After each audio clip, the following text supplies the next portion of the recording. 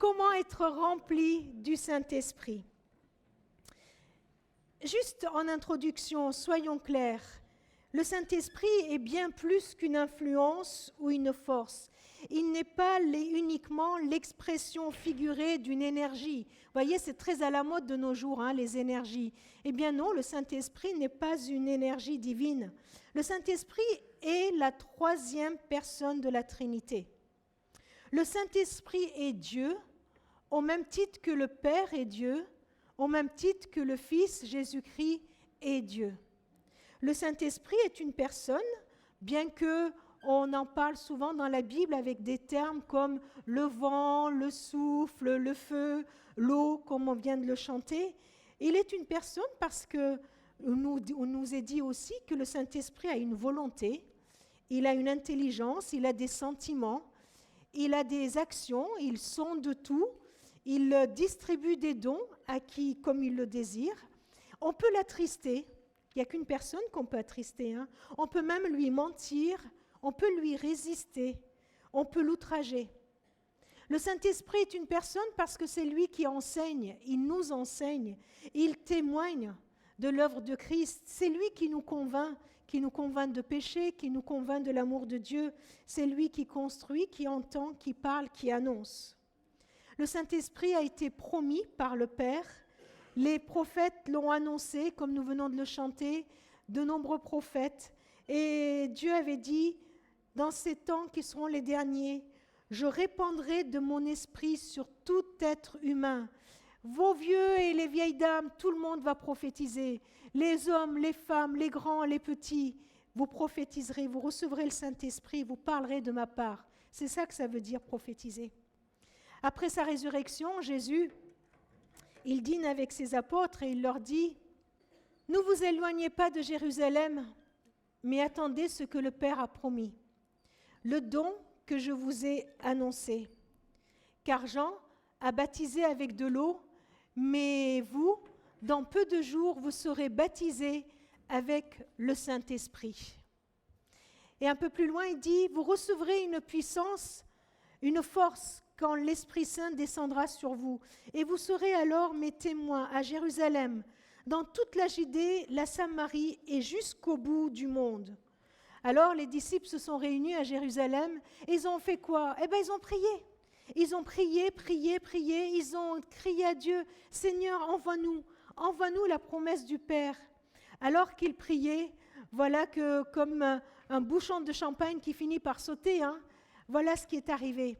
Tout à coup, un bruit vint du ciel, comme si un violent coup de vent se mettait à souffler.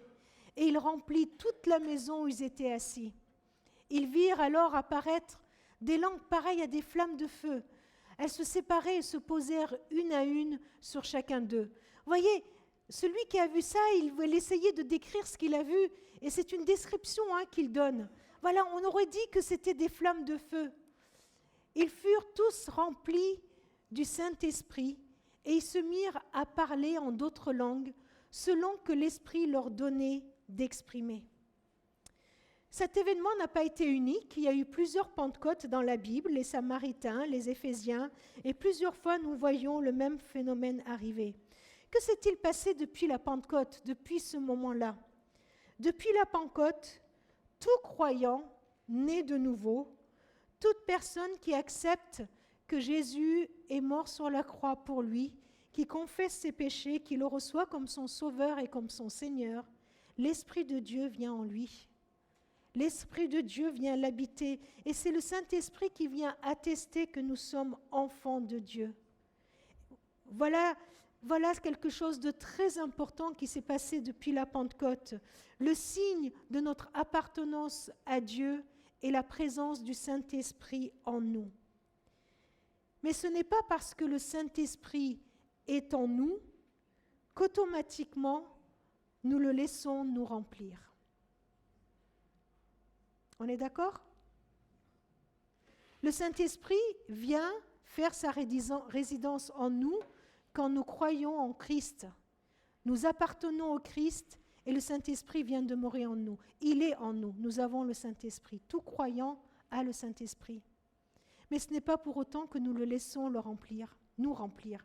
Alors, ce sont des mots peut-être, mais juste une image pour nous aider à comprendre. En tout cas, elle m'aide, moi. Si le Saint-Esprit est une personne, eh bien, c'est compliqué de dire qu'on a un peu de Saint-Esprit ou beaucoup de Saint-Esprit, on est d'accord? On ne peut pas diviser une personne. On ne peut pas accueillir un peu de Jean-Pierre ou un peu de Anaïs. Vous voyez, on ne peut pas accueillir une personne, elle n'est pas divisible. Merci. Voilà. Ce n'est pas une quantité, ce n'est pas une question de quantité. Mais alors, comment comprendre que le Saint-Esprit puisse nous habiter et sans le laisser nous remplir? Voilà l'image que j'aimerais vous laisser. Et je l'ai déjà partagée avec vous. On peut recevoir une personne chez nous, elle peut venir habiter chez nous, mais la laisser juste occuper le vieux fauteuil qu'il y a dans le salon, vous voyez? On le laisse là-bas, on lui dit « Tu viens chez moi, je veux bien que tu viennes chez moi, mais tu restes là-bas. Et surtout, tu ne fais pas trop de bruit. Hein. » C'est ce qu'on fait parfois avec le Saint-Esprit. On lui dit « Je veux bien que tu viennes attester que je t'appartiens, mais surtout, tu ne fais pas trop de bruit. Tu ne me déranges pas trop. Hein. Tu me laisses faire. » Alors, on l'accueille, il est là, assis dans un coin de ma vie, il est présent dans ma vie, mais je ne veux pas qu'il m'envahisse. Je ne veux pas qu'il me perturbe. Je ne veux surtout pas qu'il me dise ce que j'ai à faire. Je ne veux pas qu'il vienne déranger mes habitudes. Je ne veux pas qu'il vienne me dire ce que j'ai à faire et ce que je n'ai pas à faire. Je n'ai pas envie qu'il se mêle de mes affaires. Je n'ai pas envie qu'il ouvre mes placards et qu'il voit les vieux trucs là qui sont bien rangés et bien fermés. Je ne veux pas qu'il vienne me déranger. Mais je peux l'accueillir aussi et lui dire, tu sais, ici tu es chez toi. Ici tu es chez toi. Tu peux et tu as le droit d'aller partout. Tu as le droit de me dire ce que je dois penser. Tu as le droit de venir me reprendre. Tu as le droit de venir me dire comment changer mon emploi du temps. Je veux vivre toutes mes journées avec toi. Tu as le droit d'aller dans toutes les pièces de ma vie, de te mêler de ma vie, puisque tu as toute autorité sur ma vie. Je veux que tu remplisses tous les domaines de ma vie. Je veux que tu me remplisses, moi. Allez, dis-moi comment je vais travailler. Dis-moi comment je vais parler aux uns aux autres. Qu'est-ce qu'on va faire ensemble aujourd'hui ? Alors, vous savez ce que fait l'Esprit ? Il vient, il me souffle, il me dit, tu sais, tu devrais appeler quelqu'un. Des fois, il m'est arrivé de me lever le matin en pensant à l'un de vous. Je pense très fort à l'un de vous, et puis maintenant, j'ai compris que cette petite pensée, ce n'est pas moi qui l'ai eue, c'est le Saint-Esprit qui me l'a dit. Alors, je prends le téléphone et je vous appelle, et je dis, écoute, le Saint-Esprit me dit de t'appeler, alors dis-moi pourquoi. Dis-moi pourquoi je t'appelle. C'est ça qui fait le Saint-Esprit. Il veut venir remplir notre vie. Il veut venir et résider dans toutes les pièces, dans tous les domaines de notre vie. C'est pour ça que Paul nous dit, soyez remplis de l'Esprit. Laissez-le prendre toute sa place. Et vous savez quoi ? Il va peut-être même nous demander de changer le décor, hein ?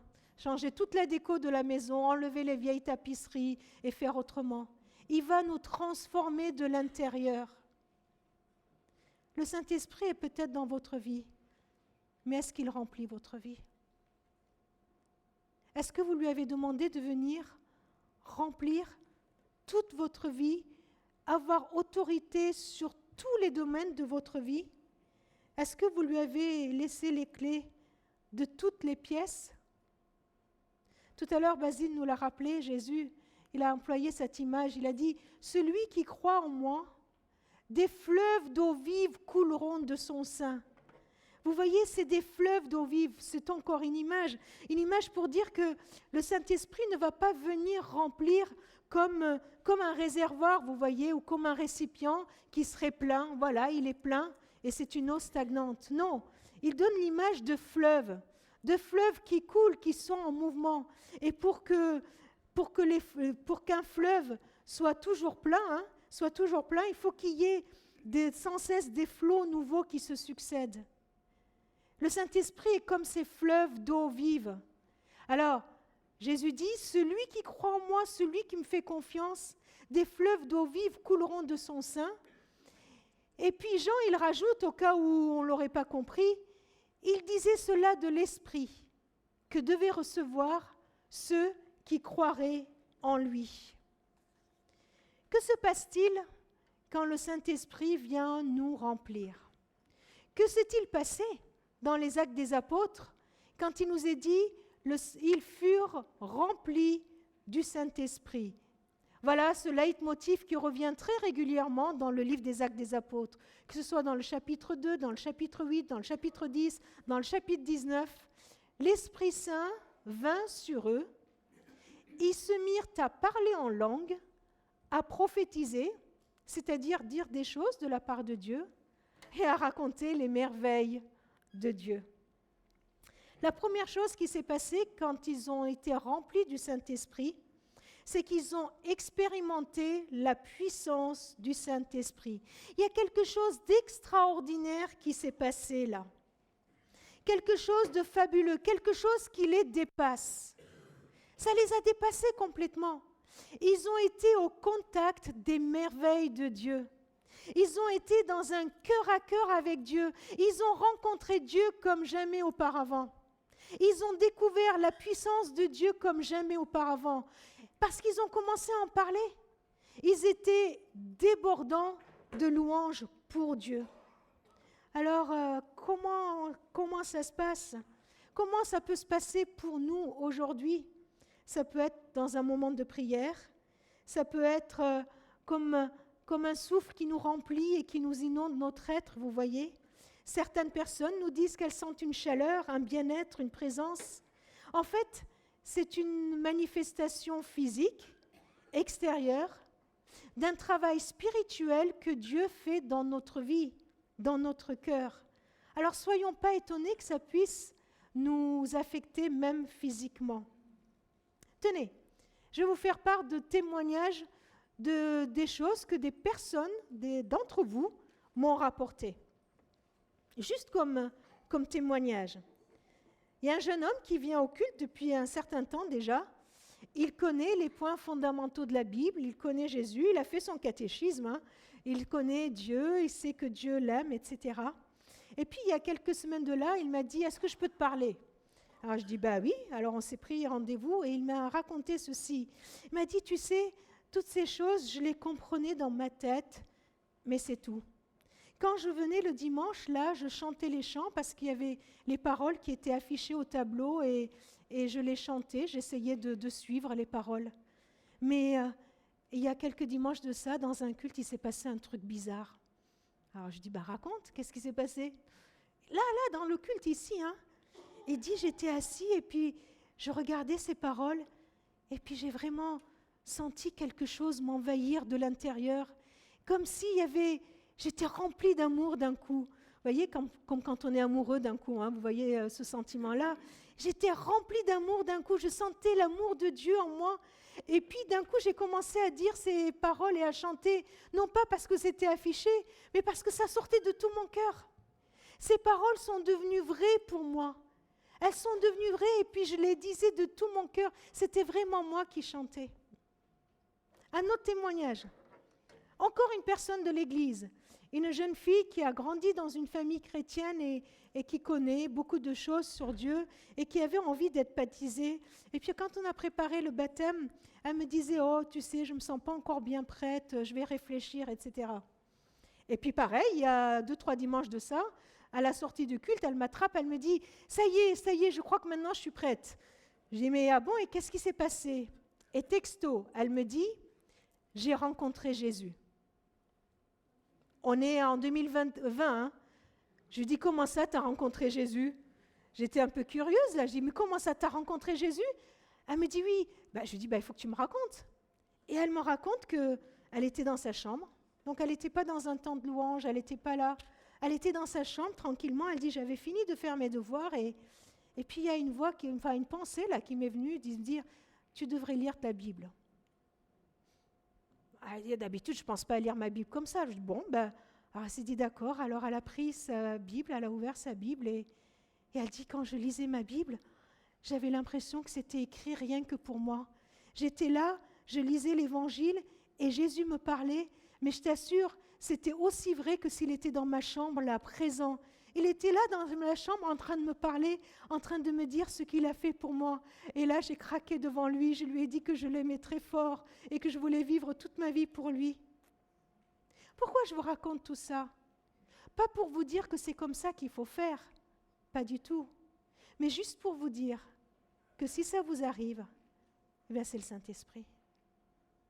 Quand ça nous arrive, ne croyons pas que c'est un truc bizarre, que c'est émotif. C'est le Saint-Esprit qui est agi. C'est le Saint-Esprit qui est allé toucher ce jeune homme pendant la louange. C'est le Saint-Esprit qui est allé toucher cette jeune fille pendant qu'elle était dans sa chambre. Le Saint-Esprit, il vient, il nous parle. Il nous permet de vivre une expérience intérieure de l'amour du Père. Ça ne veut pas dire que le Saint-Esprit ne les habitait pas avant. Mais là, ils ont reçu une bénédiction toute spéciale. Si je veux connaître l'amour de Dieu et que je n'ai jamais vécu une expérience comme celle que je vous raconte, eh bien ça ne veut pas dire que Dieu ne m'aime pas. Non, l'amour de Dieu est manifesté à la croix. C'est à la croix que je peux voir l'amour de Dieu. C'est là qu'il est manifesté. Mais Paul nous encourage et il nous dit que nous pouvons expérimenter cette puissance du Saint-Esprit. Nous pouvons être remplis. Il dit, je prie pour que Dieu vous accorde, à la mesure de ses glorieuses richesses, d'être fortifié avec puissance dans mon esprit, par son esprit, dans votre être intérieur. Il y a pas mal de superlatifs dans ce texte. Il ne dit pas, je prie pour que vous soyez, je ne sais pas moi, fortifiés par le Saint-Esprit à la mesure de votre compréhension. Il ne dit pas, je prie pour que vous soyez fortifiés par le Saint-Esprit à la mesure de votre théologie, de tout ce que vous croyez oui ou non, ou à la mesure de votre intelligence ou de ce que vous êtes capable d'admettre ou pas. Non, il dit, je prie qu'il vous accorde à la mesure de ses glorieuses richesses. De ses glorieuses richesses. Et il est vraiment riche. Et il est vraiment riche. Qu'il vous accorde avec puissance par son esprit dans votre être intérieur. Et c'est quoi le résultat? Alors vous serez à même de connaître cet amour qui surpasse tout ce qu'on peut en connaître. Et vous serez ainsi remplis de toute la plénitude de Dieu. Je crois que c'est ce que les premiers chrétiens de Actes des Apôtres ont expérimenté. Mais ceci n'est pas réservé que pour eux. C'est pour nous aussi. C'est pour nous aussi. Dieu, il veut que nous soyons remplis de toute la plénitude de Dieu. Que nous soyons remplis de tout ce qu'il est, de toute sa personne, que nous puissions connaître cet amour qui peut surpasser tout, absolument tout ce qu'on peut connaître de lui. Vous savez, l'amour de Dieu n'est pas en général. Dieu a tellement aimé le monde, mais Dieu ne nous aime pas en général. Il ne nous aime pas tous là en général, mais il nous aime personnellement. Et il veut manifester son amour par l'action de son esprit personnellement. Vous savez, c'est comme un papa qui marchera avec son fils, qui le tient par la main, il marche. Le papa, il aime son fils aime le papa. Et ils marchent ensemble. Et il y a un moment donné où le papa va s'arrêter et puis il va prendre son fils et il va le prendre dans ses bras. Il va lui faire un gros câlin, il va le serrer dans ses bras, il va lui dire « Oh là là, si tu savais combien je t'aime !» Et puis ils vont après continuer à marcher. Quand le Saint-Esprit nous remplit, c'est une étreinte, c'est un gros câlin que Dieu nous reçoit. Il vient nous donner tout son amour. Vous pensez que le petit pourrait dire à son père, « Oh écoute, moi il me suffit que je marche comme ça avec toi, ça suffit. » Et puis un peu de loin parce qu'il ne faut pas trop que les autres voient. J'ai trop la honte de marcher avec toi, donc un peu de loin. Et qu'est-ce qu'il ferait le père? Il le laisse. Il lui dit, si tu veux être que de loin, marcher juste, il te suffit que de me tenir la main juste de loin, ok. Et il respecte. Mais il sait qu'on a besoin d'une plénitude d'amour de sa part. Et c'est ce qu'il veut nous accorder. Alors voilà, c'est ce que les premiers chrétiens ont expérimenté. ils ont expérimenté la puissance du Saint-Esprit. Et ça a débordé, ils sont devenus témoins. Tous les gens qui les voyaient disaient « Wow, mais il se passe un truc là, il se passe quelque chose dans... Mais c'est quoi ce truc ?» Eh bien, ils racontaient les merveilles de Dieu. Et ils ont vu la puissance de Dieu agir par des miracles, par des guérisons, juste parce qu'ils ont laissé déborder le Saint-Esprit. La deuxième chose qui s'est passée, c'est qu'ils ont pu prier librement. Ils étaient tellement enthousiastes que rien ne pouvait les arrêter de prier, de louer Dieu, de raconter ses merveilles. Il ne fallait pas les pousser, dire « Allez, tu peux prier, allez, prie, dis quelques mots. » Non, ils étaient remplis de louanges, remplis de mots pour dire combien Dieu il est grand. Vous savez, ce ne sont pas qu'à des matchs de foot qu'on est poussé à crier « Yes !» Imaginez qu'on le fasse dans une église. Et pourquoi on ne le ferait pas? Pourquoi notre louange ne déborderait pas quand on est rempli de l'Esprit et qu'on est face aux merveilles du Père? La troisième chose qui leur est arrivée, c'est qu'ils les entendaient en effet parler en langue et magnifier Dieu. Ils ont commencé à parler en langue. Mais qu'est-ce que c'est que ce truc? C'est quoi ce parler en langue? Juste quelques mots sur ce parler en langue. Nous voyons dans la Bible qu'il y a les manifestations de ce parler en langue. Le jour de la Pentecôte, les disciples ont reçu ce don spirituel. Le parler en langue est un don que l'Esprit de Dieu accorde. C'est un cadeau. C'est un cadeau que le Saint-Esprit fait. Et ce cadeau qu'il a fait aux premiers disciples, c'était de parler dans une langue connue par d'autres, mais pas par eux. C'est comme si d'un coup je commençais à parler mandarin, vous voyez? Et pourquoi le Saint-Esprit a permis cela? C'est parce que là, à Jérusalem, il y avait plein de gens, des étrangers, qui avaient besoin d'entendre les merveilles de Dieu dans leur propre langue. Et c'est ce que le Saint-Esprit a permis.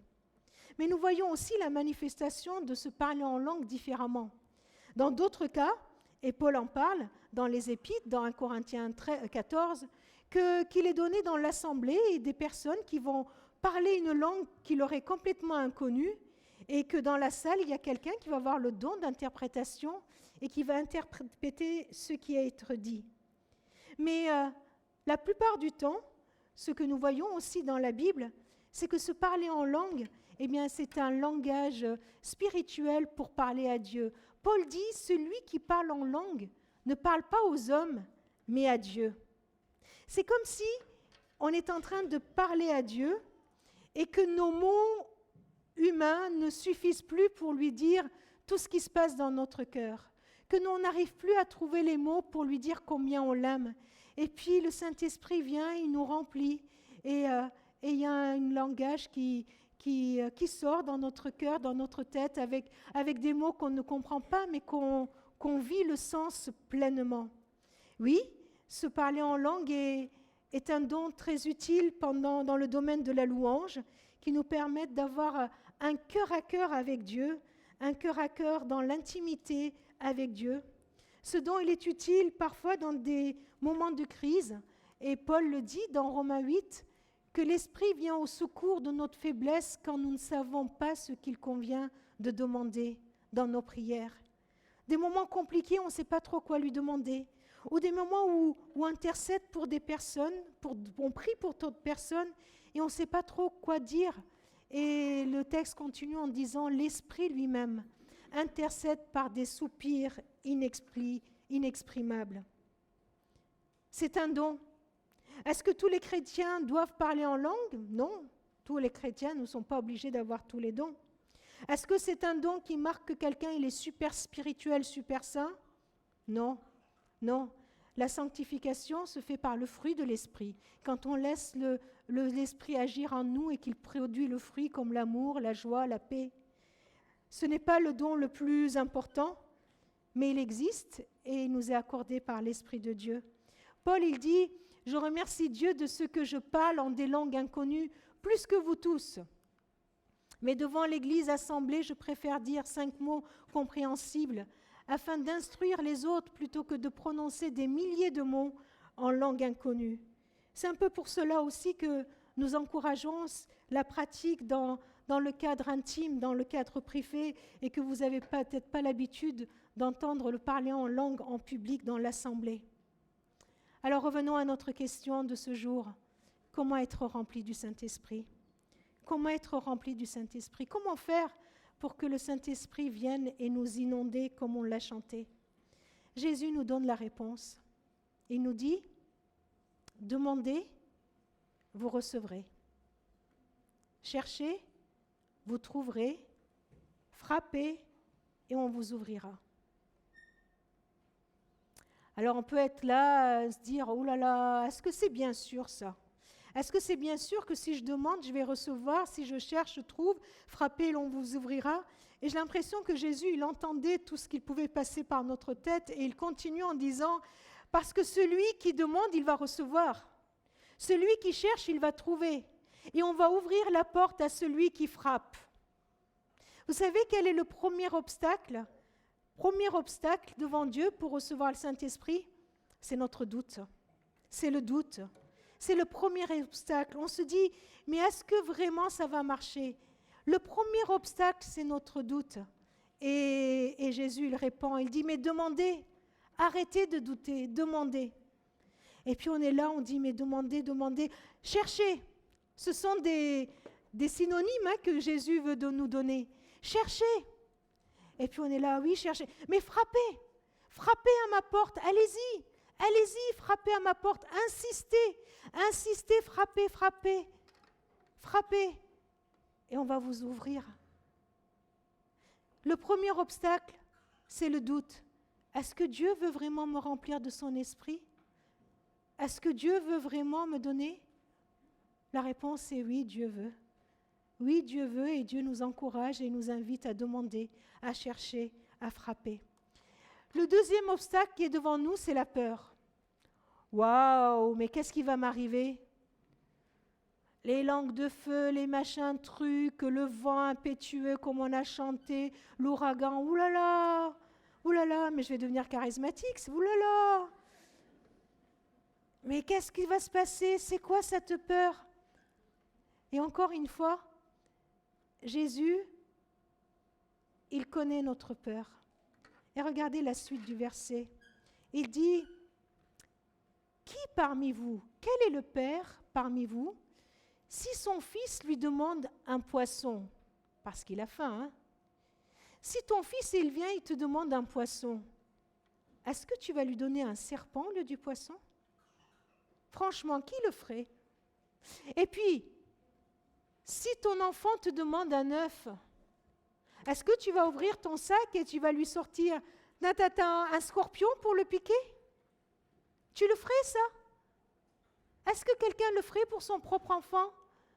Et Jésus dit, mais si méchant que vous êtes, si mauvais que vous êtes, parce qu'on est mauvais, nous, devant lui.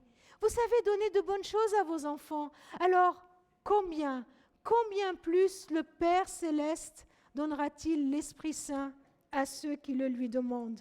Devant notre peur, Jésus, il est en train de dire, mais c'est à Dieu que tu demandes, c'est à ton papa que tu demandes. Fais confiance. Pourquoi tu as peur? Tu crois que le Père va te donner quelque chose de mauvais? Tu crois que le Père va te donner quelque chose qui va t'anéantir? Le Père va nous donner ce qu'il a promis. Il va nous donner son esprit qui est bon pour nous. Nous avons besoin d'être remplis de son esprit. Alors faisons confiance à Dieu. Devant nos peurs, posons notre foi dans le Père qui va accomplir ses promesses en nous donnant son esprit. Le troisième obstacle qui est devant nous, c'est notre indignité. On se dit, oh mais moi je ne suis pas digne. Quelqu'un me l'a dit à la fin du premier culte. Il m'a dit, tu sais, moi je n'ose pas demander au Saint-Esprit de me remplir parce que j'ai encore des choses à régler dans ma vie. Vous répondriez quoi à ça? Il ne demandera jamais, hein? Non? Qui n'a rien à régler dans sa vie? J'ai dit, mais tu sais, le jour où tu auras fini de régler ce que tu as réglé et que tu viennes dire, Seigneur, ça y est, tu peux me donner, remplis-moi de ton esprit, eh bien, lui, il va peut-être enlever d'autres murs que toi, tu ne voyais pas. Hein? Est-ce que tu es prêt à ça? Est-ce que tu es prêt qu'il vienne et régler des choses que tu n'as pas envie qu'il règle? Ah oui, il a dit, je n'avais pas pensé à ça. Alors, c'est le Père qui veut nous le donner. C'est le Père qui a décidé de donner le Saint-Esprit à ceux qui le lui demandent. Il nous demande de venir à lui sans douter, sans aucun doute, avec confiance, en lui demandant de nous enlever toutes nos peurs de les mettre de côté. Et il nous dit que c'est lui qui veut. Il n'attend pas que nous soyons dignes, il sait que nous sommes indignes, mais c'est lui qui donne parce que c'est cadeau. Les amis, qu'allons-nous faire? Allons-nous oser lui demander? Seigneur, tu habites en moi, mais je veux que tu me remplisses maintenant. Je ne veux pas juste te tenir la main de loin, de loin. Je veux que tu me remplisses de ta présence. Je veux que tu me remplisses de ta puissance. Je veux.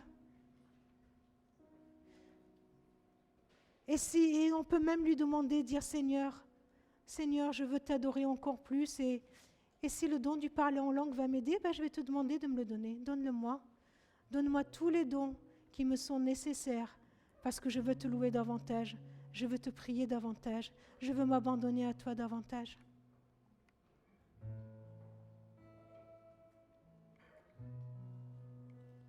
Si pendant le culte, il y a une voix qui vous disait « Tiens, qu'est-ce que t'en penses? Et si tu y allais ?»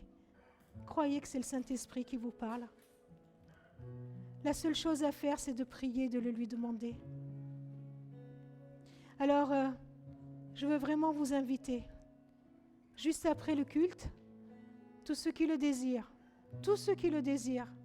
vous pouvez monter les escaliers et aller en haut dans les salles qu'il y a en haut. Il y a 3 pièces en haut où il y a des personnes qui seront là en train de prier. Pendant tout le deuxième culte, il y avait des gens qui priaient là-haut. Vous pouvez aller vous joindre à ces personnes pour prier avec elles. Priez avec elles tout simplement en disant « Seigneur, remplis-moi de ton esprit. Je ne veux plus douter, je ne veux plus avoir peur. » Et si vous voulez demander à quelqu'un de prier particulièrement pour vous, dites-le.